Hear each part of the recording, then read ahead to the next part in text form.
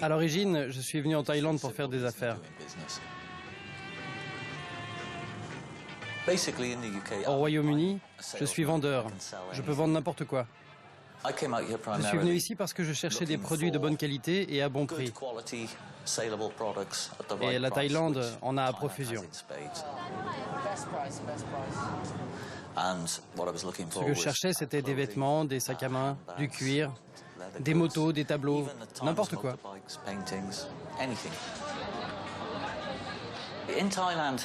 La Thaïlande, c'est un pays tout entier voué au commerce. Vous voulez quelque chose? Quelqu'un le fera.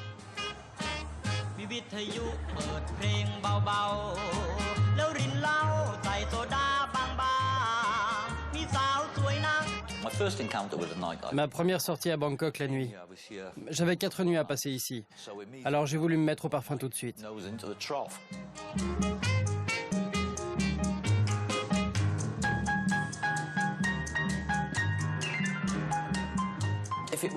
En Occident, ça aurait été hors de ma portée, parce que le prix aurait été trop élevé. Tandis qu'ici, tout est possible. Et je veux en profiter.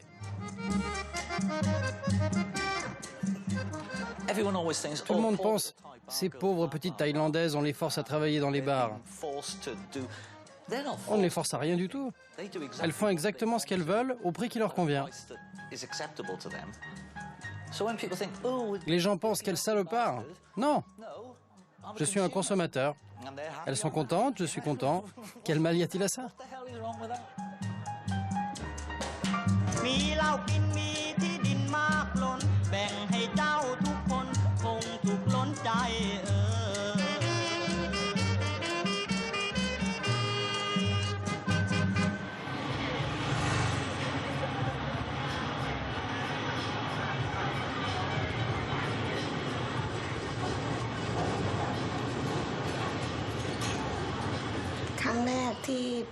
La première fois que je suis allée travailler au Rooster Bar, je suis juste restée assise à regarder les hommes.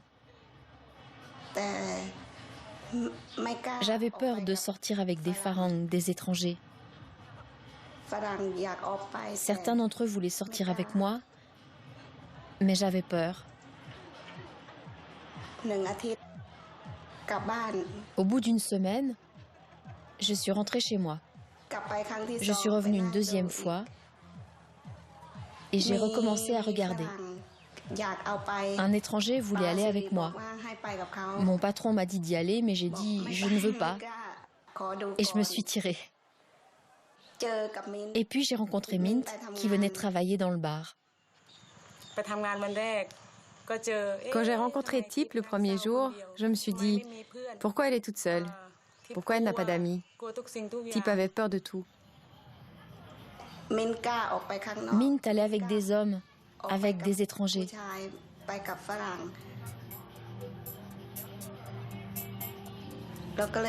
Alors je me suis dit, si une femme vient travailler ici dans ce bar, elle est obligée d'aller avec des hommes, avec des Farangs. Et si Mint peut le faire, alors moi aussi je dois être capable de le faire.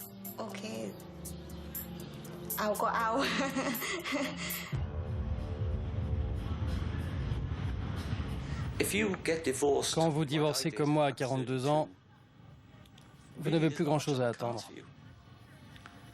Tout ce que vous pouvez espérer, c'est quelqu'un avec 3 gosses et un lourd bagage affectif.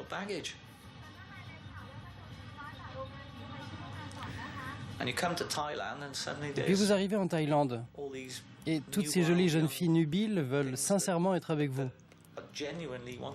Vous vous amusez quelques semaines, et puis vous en rencontrez une, et vous vous dites « je l'aime bien ». La première fois que j'ai rencontré Edward, c'était à l'hôtel Waraburi. J'étais venue avec une amie chercher des étrangers. J'étais tranquillement assis au bar de l'hôtel Waraburi quand j'ai vu du coin de l'œil une jolie fille. Et chaque fois que je la regardais, elle me regardait aussi. Je l'ai vu et il m'a souri. On a fait connaissance, on s'est présenté. Je prends un verre, elle prend un verre. Très contente d'être là, elle ne s'en va pas. Il m'a demandé si je m'intéressais à lui, s'il me plaisait. Il a dit qu'il allait m'emmener quelque part. Et puis j'ai dit, bon, maintenant je m'en vais, je remonte dans ma chambre. Elle a dit, est-ce que je peux rester? Parce que j'habite très loin. J'ai répondu, ok, tu peux rester. J'ai accepté de rester dans sa chambre avec lui. C'est agréable d'avoir quelqu'un à vos côtés.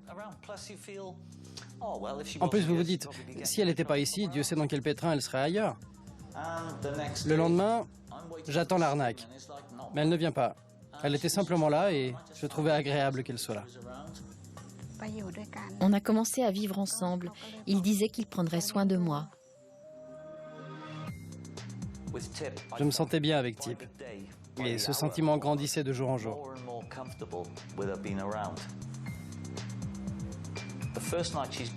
Le premier soir qu'elle était dans ma chambre, je suis allé aux toilettes en me disant « Quand je reviendrai, mon sac aura disparu et elle avec. » Mais pas du tout.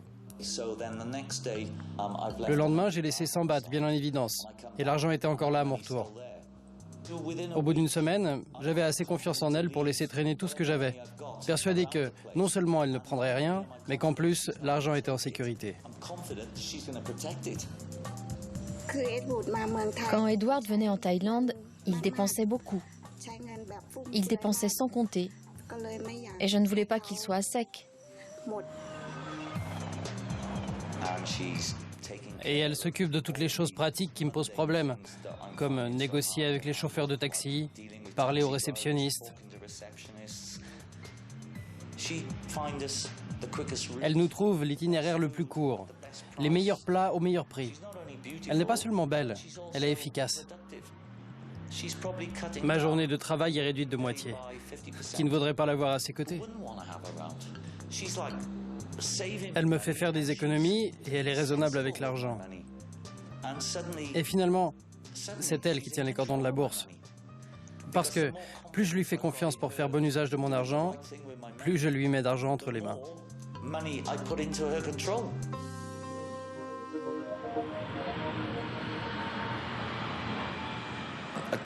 J'avais passé 5 semaines avec elle et il fallait que je rentre au Royaume-Uni. Et le retour, c'est toujours une terrible dégringolade affective.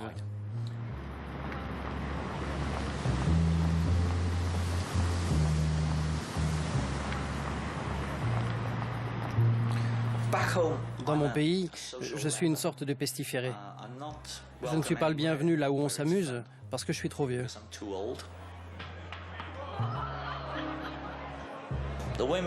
Les femmes sont séduisantes, mais elles sont inaccessibles pour moi, parce qu'elles préfèrent les jeunes. Je n'ai pas de relation durable. Je suis au début de la quarantaine. En résumé, je suis bon pour la casse. J'attends juste le jour où je pourrai acheter la ferme. J'ai arrêté de travailler dans le bar et je suis rentrée chez moi. Edward allait m'envoyer de l'argent pour élever mon enfant. Selon nos critères, ce n'était pas beaucoup d'argent. Je lui en ai envoyé assez pour qu'elle soit libre de retourner à la ferme. Mais c'était une misère. On se parlait tous les jours. Je sentais qu'on était de plus en plus proches. Elle m'appelait de la ferme, me faisait parler à telle personne, puis à telle autre. Et c'était toute la vie de la campagne qui défilait au bout du fil. Moi, j'étais coincé au Royaume-Uni dans la pluie et la neige, et je me disais, je veux aller là-bas, je ne veux plus rester ici.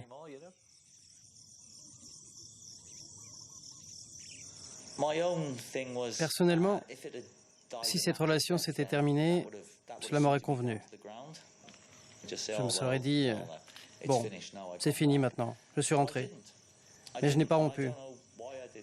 Je ne l'ai pas fait, et je ne sais pas pourquoi. C'est comme si elle me faisait croire qu'elle avait besoin de moi.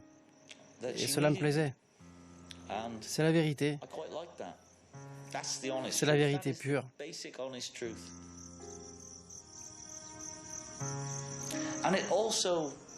Cela flattait mon ego. J'étais le chevalier Galahad, souvent réponse prisonnière dans sa tour d'ivoire. Tout ce cirque que se font les mecs.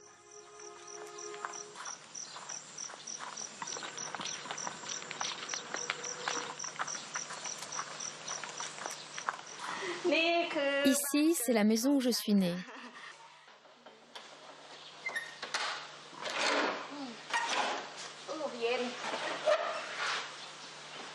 Là, c'est mon père. Là, c'est ma mère. Mon père a été tué par un train. Il est mort quand j'avais 18 ans. Ma mère est morte quand j'avais 28 ans. Ça, c'est ma chambre depuis que je suis née.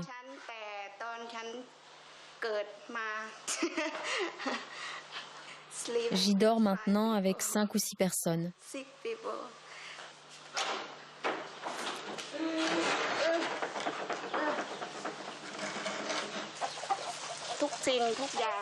Tout ce qu'il y a ici, mon père et ma mère l'ont construit à la sueur de leur front.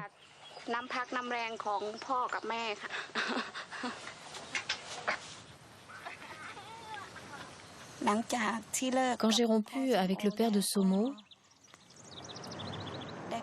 je suis allée travailler à Bangkok.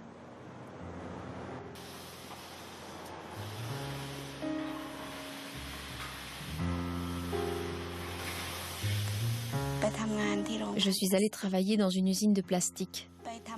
On me payait 4 $ par jour. Chaque mois, j'envoyais de l'argent pour la pension de Somo. 40 $ par mois. Je gardais 80 $ pour me nourrir et me loger.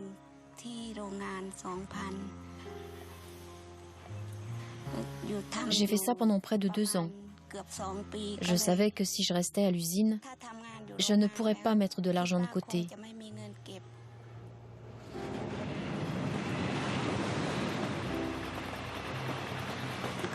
Alors j'ai quitté l'usine.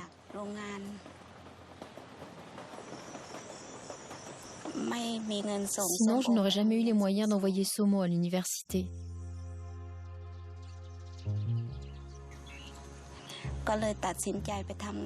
C'est là que j'ai décidé de travailler dans un bar. Ma sœur aînée connaissait un homme du nom de Siri. Il avait un bar à Bangkok. Il a dit qu'il me donnerait un emploi et aussi que c'était le bon moyen de rencontrer un étranger.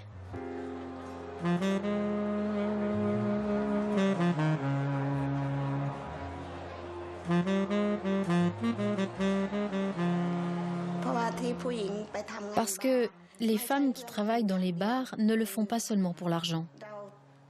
On veut un homme, un brave homme qui puisse nous entretenir.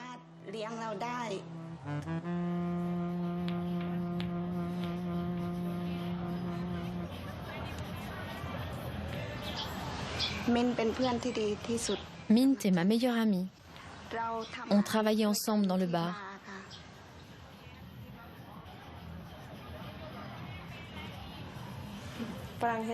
Les étrangers ont beaucoup d'argent. C'est pour ça que j'en veux un. Les Thaïlandais travaillent dur, mais ils ont peu d'argent. Les Farangs, les étrangers, travaillent un peu, mais ils ont beaucoup d'argent. Je suis jalouse. Oui, jalouse des Farangs, jalouse des étrangers.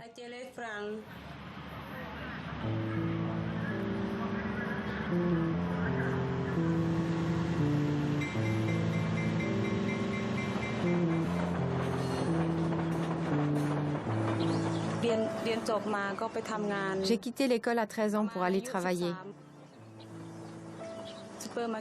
J'ai travaillé dans un supermarché pendant 3 ans à peu près.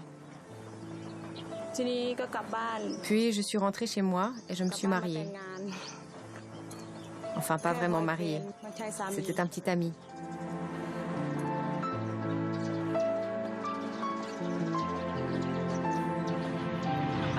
Mon village.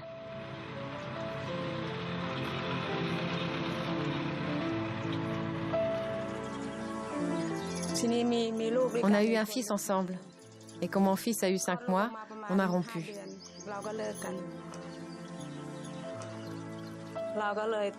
Je devais travailler pour subvenir aux besoins de mon enfant et de ma famille. L'agriculture n'apporte pas grand-chose. Alors quand j'ai eu 23 ou 24 ans, je suis allée travailler dans un bar.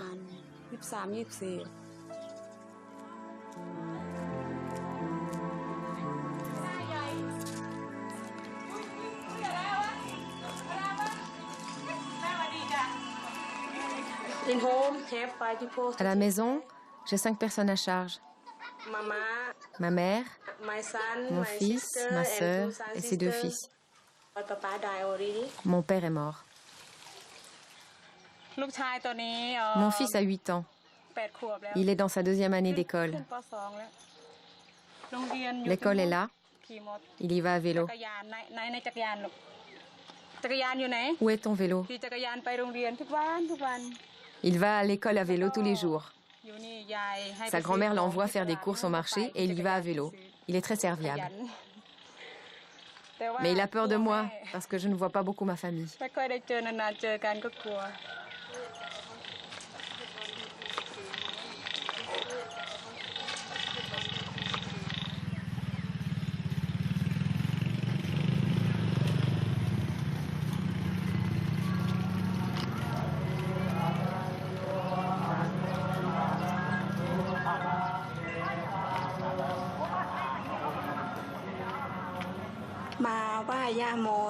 Je suis venue prier la déesse Yamo pour qu'elle me donne de la chance et du bonheur dans la vie.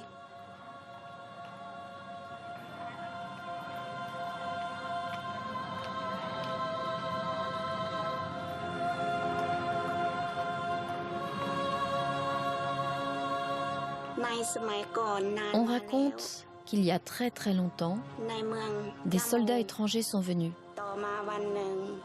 Ces soldats ont envahi la ville de Yamo.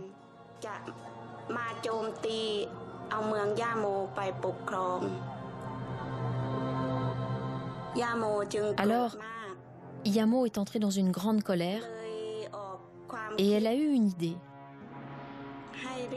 Elle a fait venir toutes les jeunes femmes. Elles ont organisé une réception pour les soldats. Yamo a demandé aux jeunes femmes de flirter avec les soldats pour gagner leur confiance.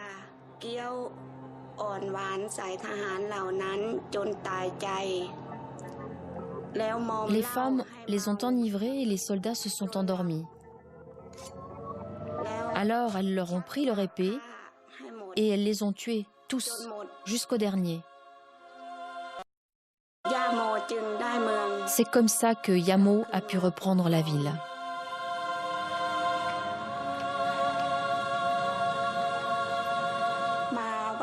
Je suis venue prier Yamo pour que ma famille ait de la chance et du bonheur et pour que Somo ait une vie heureuse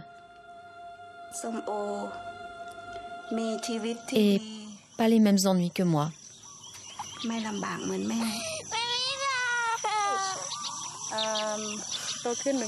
Qu'est-ce que tu veux faire quand tu seras grande? Je veux travailler à l'aéroport.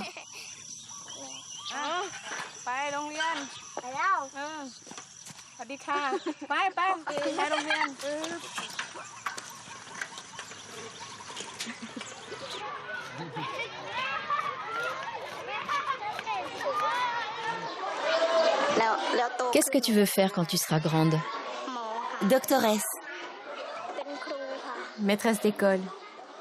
Doctoresse?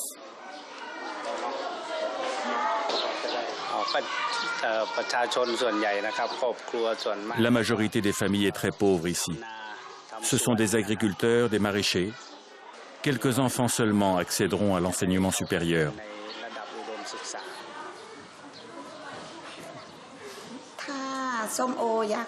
Si Somo voulait travailler dans un bar, je serais contre. Tout le monde déteste ce travail et c'est mal vu par la société.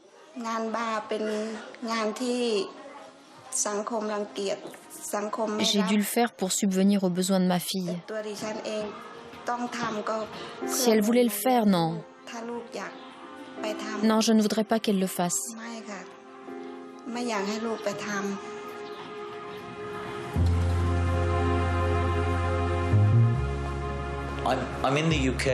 Je suis au Royaume-Uni.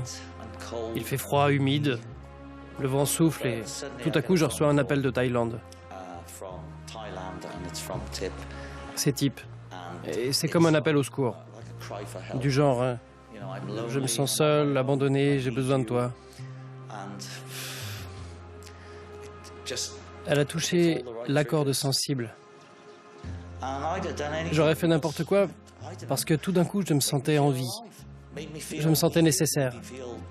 J'avais un but. Je me sentais un homme, un vrai. Ce n'est pas qu'une histoire de sexe. C'est le sentiment de compter pour quelqu'un, d'exister, d'être un être humain, d'être lié à quelqu'un, d'être aimé. Loved.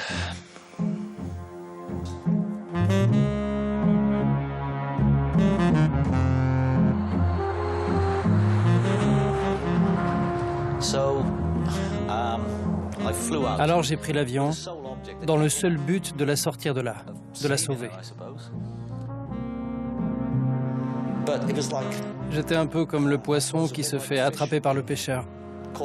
L'appât est arrivé et j'ai sauté dessus.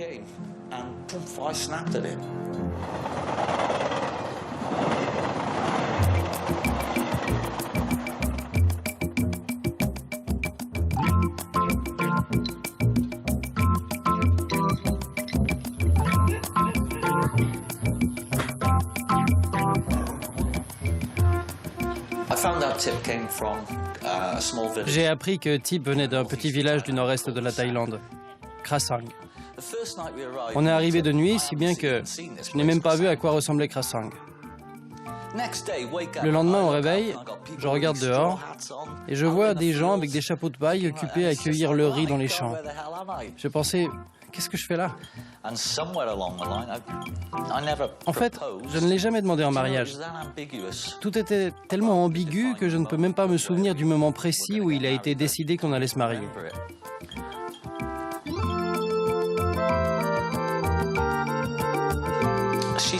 Elle a dit que, pour sa position dans le village, il fallait qu'on fasse un mariage thaïlandais. J'ai sans doute l'air d'un idiot, mais je me suis aussi laissé embarquer là-dedans.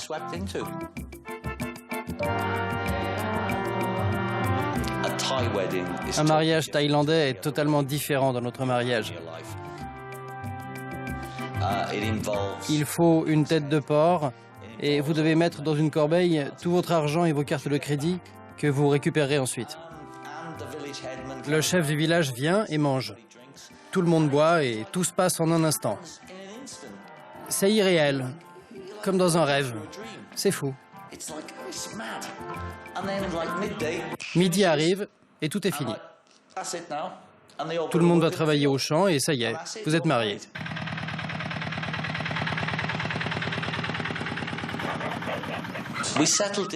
On s'est installé à Krasang parce que sa fille est là, sa sœur est là et plein d'autres sœurs encore. Son frère aussi est là. C'est comme une petite communauté agricole. La vie y est très bon marché. C'est en quelque sorte notre base en attendant qu'on décide de ce qu'on va faire. Tip me montre ce que sa mère lui a laissé par testament. Cette bande de terre par-ci et ce lopin par-là. On s'est dit qu'on pourrait y élever des cochons. Et ce qui fut dit fut fait. En 3 semaines, on avait notre porcherie.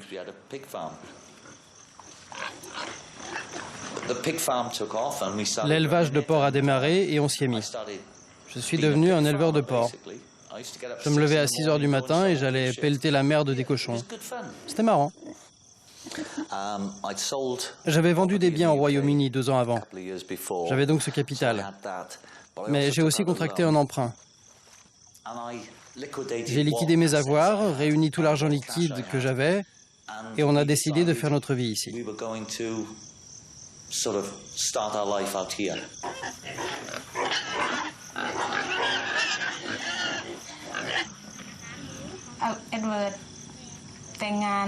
Edward a épousé Tip et il est allé vivre à Krasang. Il avait beaucoup d'argent.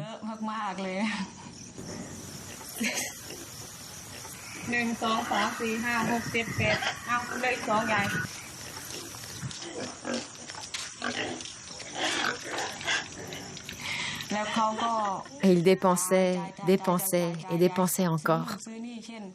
Il achetait une chose et une autre. Par exemple, une machine à laver pour la famille.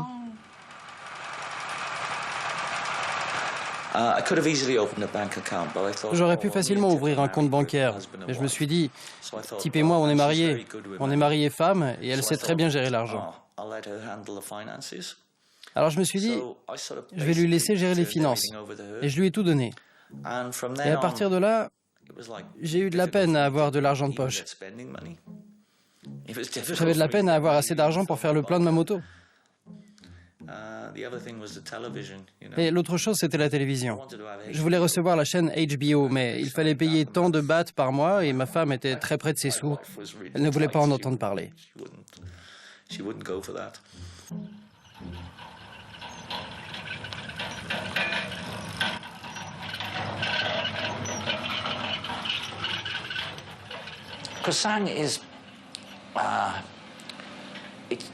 Krasang, c'est tranquille, calme et mortellement ennuyeux. Ça faisait un moment que j'étais à Krasang et je croyais que j'étais le seul Farang en ville.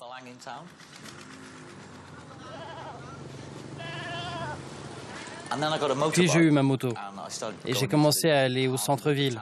Et là, je me suis rendu compte qu'il y avait d'autres types dans les parages. Généralement aux distributeurs de billets ou des endroits du genre. Et ils se rencontrent tous les jours. Si on ne parle pas l'anglais pendant quelques jours, on devient cinglé. Je ne pourrais pas vivre en Amérique comme je le fais ici. Je ne pourrais pas avoir ce que j'ai ici. Jamais. Les prix sont 5 fois plus bas qu'en Norvège. Une maison en Floride coûterait probablement 300 ou 400 000 $. Ça n'a rien à voir avec les prix d'ici. Ici, ça coûte 20 000, 25 000 $. Rendez-vous compte? Si j'étais aux États-Unis, je devrais travailler jusqu'à 65 ans. Ici, pas besoin. Des Farangs, il en arrive toutes les semaines. Des Danois, des Norvégiens, des Allemands, des Anglais, des Écossais. Toutes les semaines, il y en a des nouveaux. Parfois, ils restent, parfois non. Il y en a presque une centaine dans un rayon de 5 km.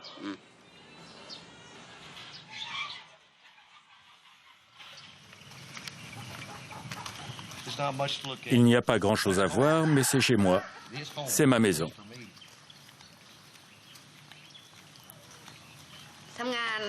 Je travaillais dans un bar depuis 1 mois et demi quand j'ai rencontré Larry.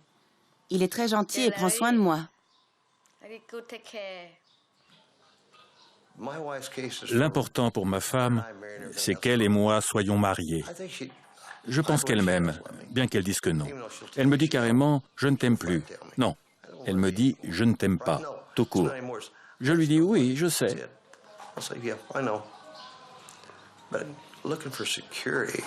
La recherche de la sécurité ou d'une vie meilleure semble être le but essentiel. Je pense que pour une Thaïlandaise, l'un des avantages d'épouser un Farang, c'est l'éducation de ses enfants. Elle y tient parce qu'elle-même a été très peu scolarisée. Et ses enfants maintenant ont plus qu'elle n'a jamais eu. Comme sa fille aînée qui vit avec nous, j'aimerais qu'elle aille à l'université afin qu'elle puisse gagner de l'argent et faire de meilleurs choix de vie. Moi, j'ai tout essayé et rien n'a marché. C'est pour ça qu'en dernier recours, j'ai choisi cet homme. Finalement, j'ai de la chance. J'ai de la chance de l'avoir rencontré. Son visage, au début, il ne riait pas. Il me regardait, il me faisait peur. Quand il s'est mis à rire et à sourire, je me suis dit, ce type n'est pas si mauvais. Et on a commencé à être ensemble. Je devais rentrer en Angleterre. Il devait rentrer en Angleterre. Quand il est revenu, on est allé à Krasang. Et on l'a dit à maman et à tout le monde. Ils sont tous venus à la maison pour voir le Farang, l'étranger, parce qu'ils ne pouvaient pas croire que j'en avais décoté un.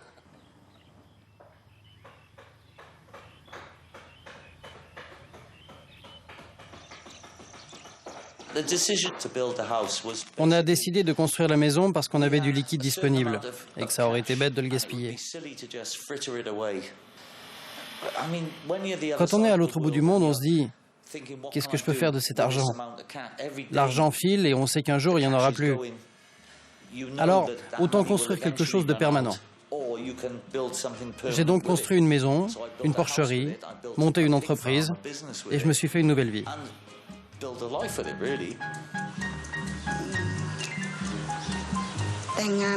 C'est bien d'épouser un étranger. J'aime bien les étrangers. Ils nous gâtent. C'est pas comme les Thaïlandais. Ils nous donnent tout.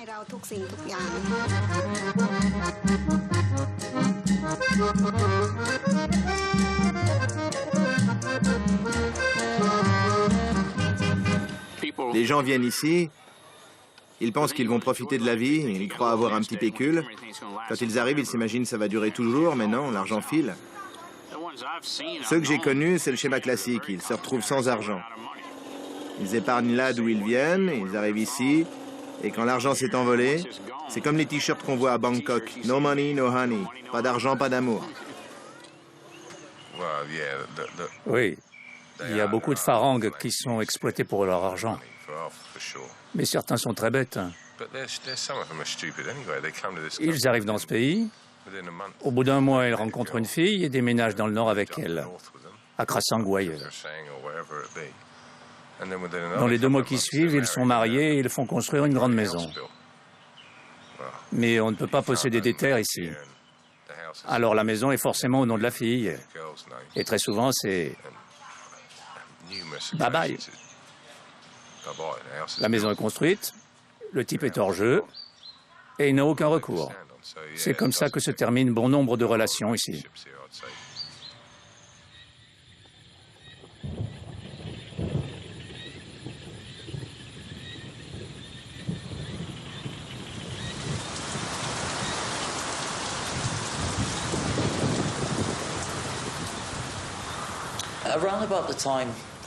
À peu près au moment où la maison a été terminée, l'attitude de Tip à mon égard a radicalement changé.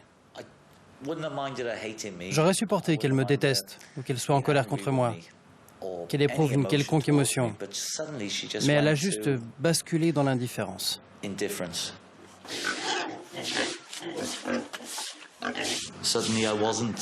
Tout d'un coup, je n'étais plus Edward l'aimable, le plaisant, le rigolo. À partir de là, les choses n'ont fait qu'empirer jusqu'à la fin. En fait, c'est ce qu'elle ne faisait pas, plus que ce qu'elle faisait. Elle vaquait à ses occupations quotidiennes, que ça me plaise ou non. Elle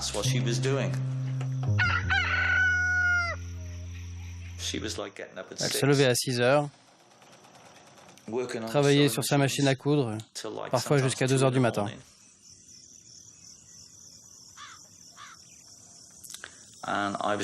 Et moi, je restais là, avec mon ordinateur sans accès à Internet. Je regardais des DVD, ou bien je me tournais les pouces.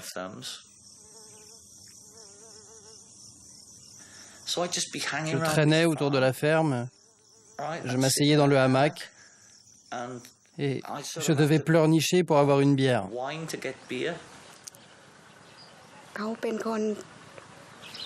C'est quelqu'un qui parle tout le temps. Il parlait beaucoup. Moi, je n'aime pas les bavards. J'aime le calme et le silence. Ce qui a fait basculer les choses, c'est quand j'ai compris qu'elle ne m'appréciait pas du tout. Je ne parle même pas d'amour. Elle n'avait aucune affection pour moi.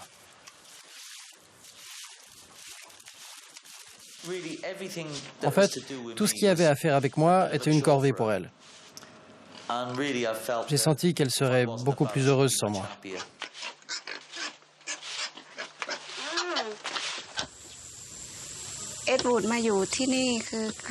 Quand Edward est venu vivre ici, il ne pensait pas travailler du tout. Les gens ont commencé à dire « Ce n'est pas bien de se comporter comme ça ne va pas durer longtemps, vous deux. » Parce qu'il ne faisait rien du tout. Les gens pensaient qu'un jour, il n'aurait plus d'argent, qu'il devrait rentrer chez lui et qu'il n'aurait nulle part où aller.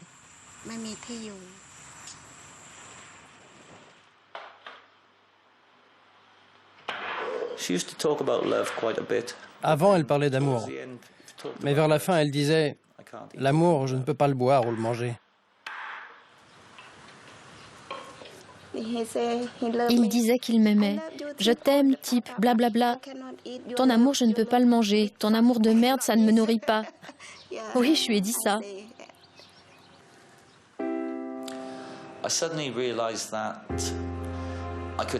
J'ai compris que je pouvais rester aussi longtemps que je voulais, mais que ce ne serait jamais une vraie relation. J'étais un type qui financièrement pouvait fournir ça et ça, mais en tant que personne, en tant qu'être humain, en tant qu'individu, moi, que du mépris. Il pense que je voulais me débarrasser de lui, le faire partir de la maison. Que dès que j'ai tout eu, j'ai voulu qu'il s'en aille. Elle me disait, si tu te conduis bien, si tu la boucles, tu peux vivre ici pour toujours. C'était des conditions que je ne pouvais pas accepter.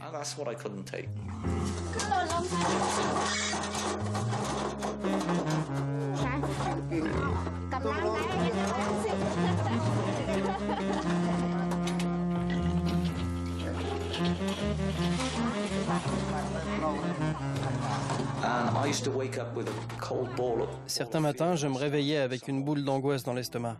Je ne peux pas, je ne vais pas continuer à vivre comme ça. Et c'est ça qui me fait peur. Je ne sais pas ce que je vais devenir parce que j'ai tout investi là-dedans. J'ai peur de finir comme je suis maintenant. L'inévitable. Je le sentais arriver. Au revoir, cochon.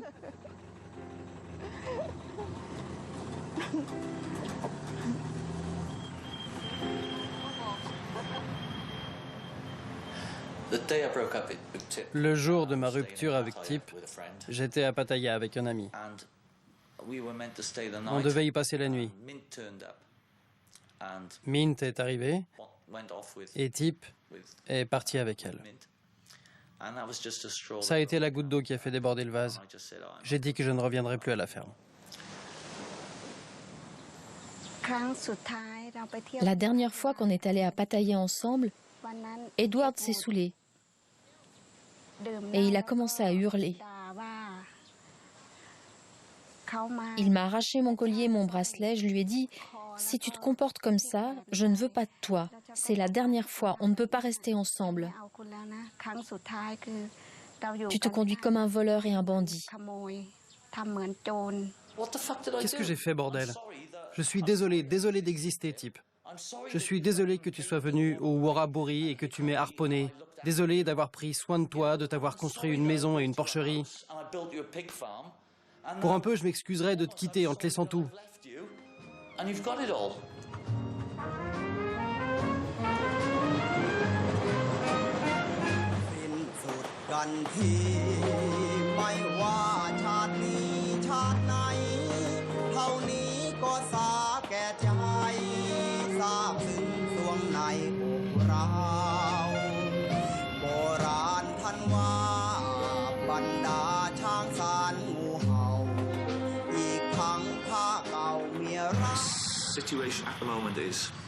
À l'heure actuelle, j'ai absolument tout perdu. Au pire, je dois rentrer au pays, et là-bas, je n'ai absolument rien parce que j'ai tout vendu pour venir ici. Ma femme thaïlandaise a une maison, une ferme, une moto, ma moto, et tout le reste, l'or, l'argent, les avoirs. Et moi, j'ai rien. Je suis assis entre deux chaises et on se demande pourquoi j'ai des ulcères. Et les gens se demandent pourquoi je bois.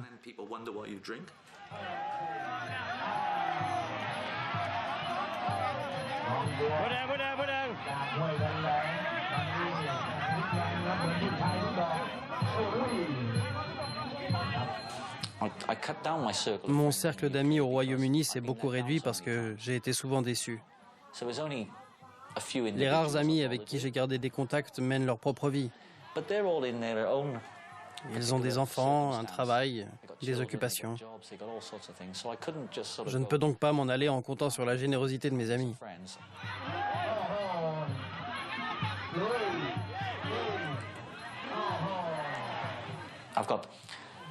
Et je n'ai plus de lien avec ma famille.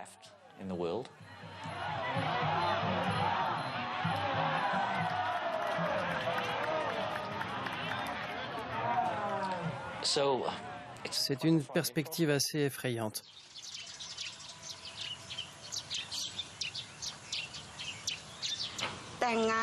Depuis mon mariage avec Edward, je vis mieux. Avant, je vivais dans la maison de ma sœur aînée. Depuis que je suis mariée avec Edward, j'ai une maison à moi. Je vis mieux qu'avant.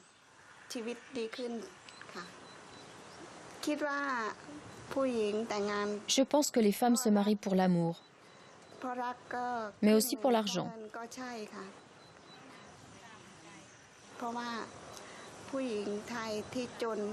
Et nous, les Thaïlandaises, comme on est très pauvres, on fait tout pour avoir une vie meilleure. On veut se marier et on veut être heureuse. Et on veut avoir assez d'argent pour vivre bien et avoir assez à manger.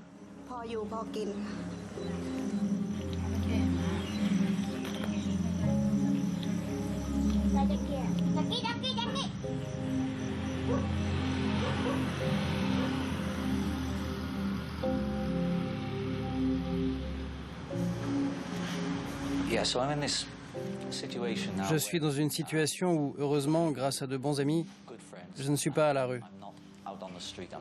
Je ne suis pas indigent, mais je suis saigné à blanc. Alors, je compte aller voir ma femme, qui contrôle tous nos avoirs et tous nos biens.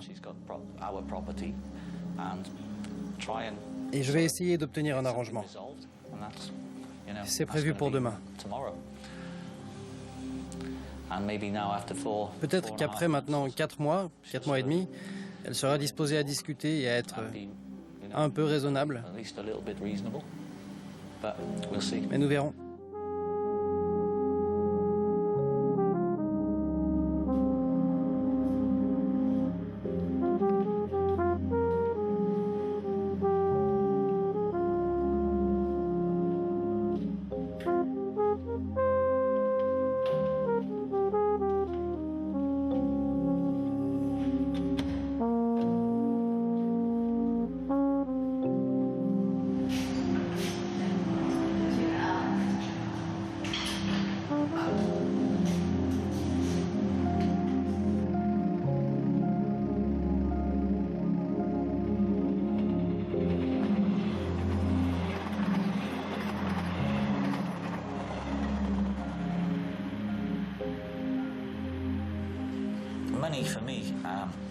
L'argent a beaucoup d'importance pour moi maintenant. Parce que sans lui, vous perdez tout. Les relations, les amitiés, les affaires. Vous perdez tout sans argent. C'est quelque chose que la Thaïlande m'a appris. J'ai réussi à rencontrer ma femme. Elle a été glaciale. On est finalement parvenu à un compromis. On a convenu qu'elle allait m'acheter un billet de retour, et c'est ce qu'elle a fait. Mais je me sens encore un peu lésé, parce qu'au fond, tout ce qu'on avait venait de moi. Mais elle ne voit pas les choses comme ça. On est toujours là, alors quand tu reviendras, tu sauras où nous trouver. Merci. Merci. Bonne chance, Ted. Bonne chance à toi aussi. Tu reviendras. Oui, je reviendrai. Ils sont environ 6 à être partis du village. Je n'en ai jamais vu revenir aucun. Sauf un gars, l'an dernier, un Australien qui est revenu. mais avec une autre fille de ce village.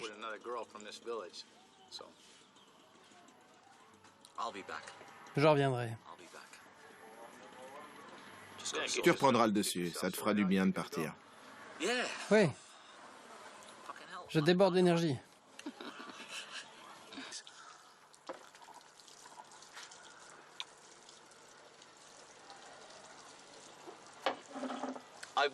Je vous envie. Ça fait 3 jours d'affilée que vous êtes ici. Je croyais que vous ne veniez qu'un jour sur 2.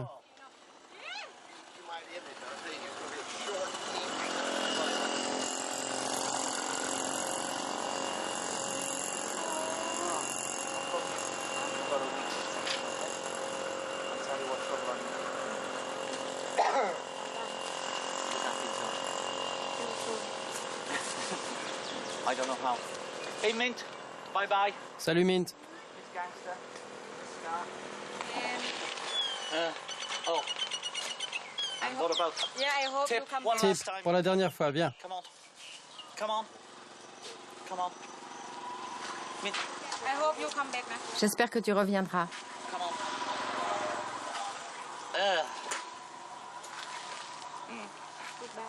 Goodbye.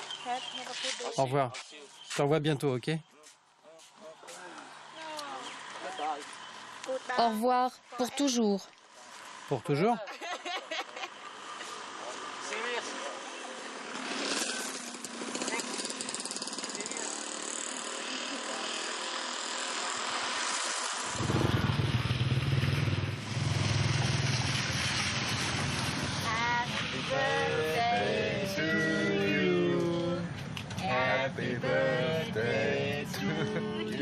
I fly tomorrow.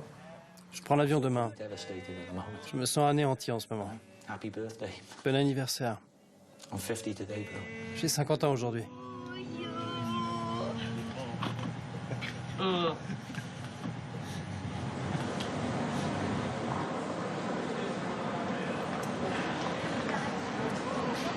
Once I change this money, it's probably about 100. Quand j'aurai échangé cet argent, il n'y aura probablement qu'une centaine de livres, disons 140 livres, entre moi et le dénuement total. Bag full of clothes. Et un sac plein de vêtements. I've got J'ai des sandales. toed sandals. At least it's coming. Au moins, on va vers l'été au Royaume-Uni. I just don't know. Je ne sais pas. what's gonna possibly Je ne sais vraiment pas ce qui va m'arriver. I'm gonna have to. Il va falloir que je retombe sur mes pieds. So maybe the sandals. Peut-être que ces sandales vont m'aider, And it's mais ça va être dur. gonna be tough, really tough, Très très dur. really tough.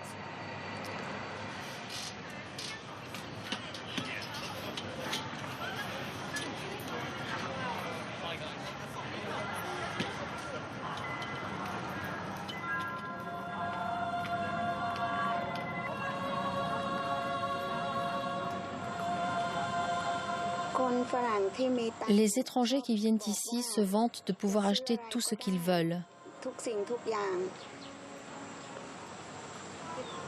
Mais les Thaïlandais ne s'achètent pas parce qu'ils ne vendent pas leur gentillesse. L'argent n'achète pas tout.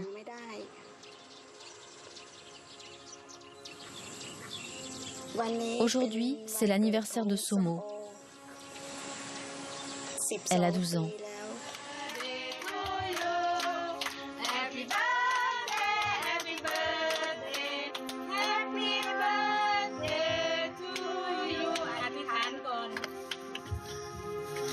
Fais un vœu.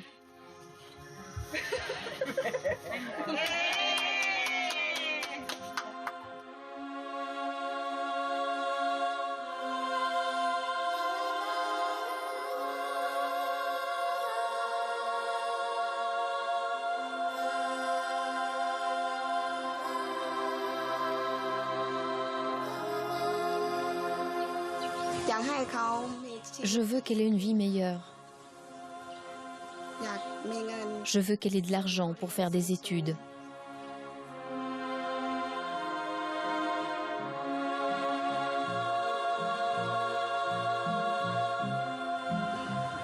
Elle veut être hôtesse de l'air.